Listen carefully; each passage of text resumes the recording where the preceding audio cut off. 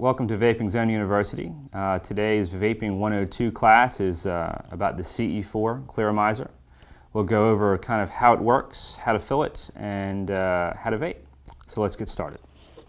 Here we have the clearomizer tank, has our juice reading level there, has wicks coming from the top here into the bottom of the tank. In the top is a coil that is wrapped around this wick.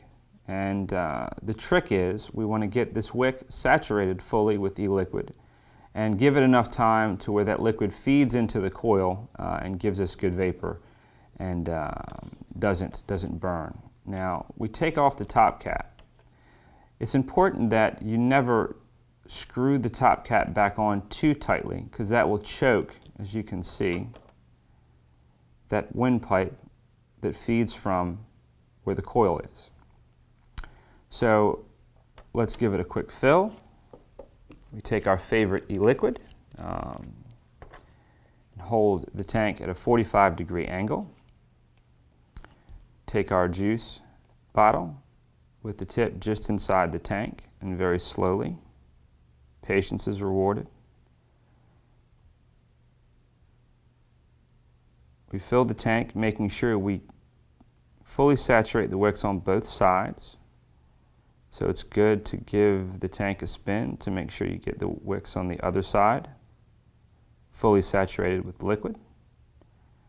And once we've done that, we can tilt it upright, and now we're full. Always being sure, as you can see, to fill just to the bottom of that white cap inside. You never ever want your e-liquid to go any lower than 0.8 milliliters.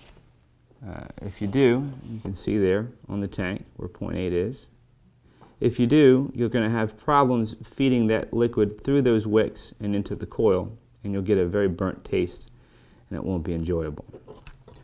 So now that we've got that full, what we want to do is take it and set it aside for at least 20 minutes to give ample opportunity for that wick to get wet with the e-liquid. Let's give it a moment and then we'll have a vape.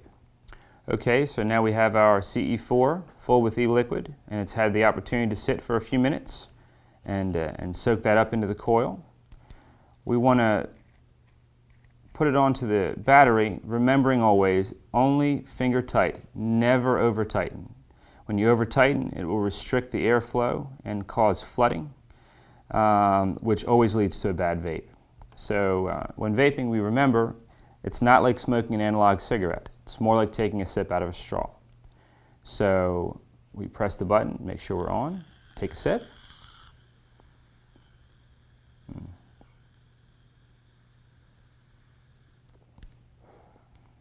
That's good vapor. I hope you found this informative, and as always, don't smoke, vape.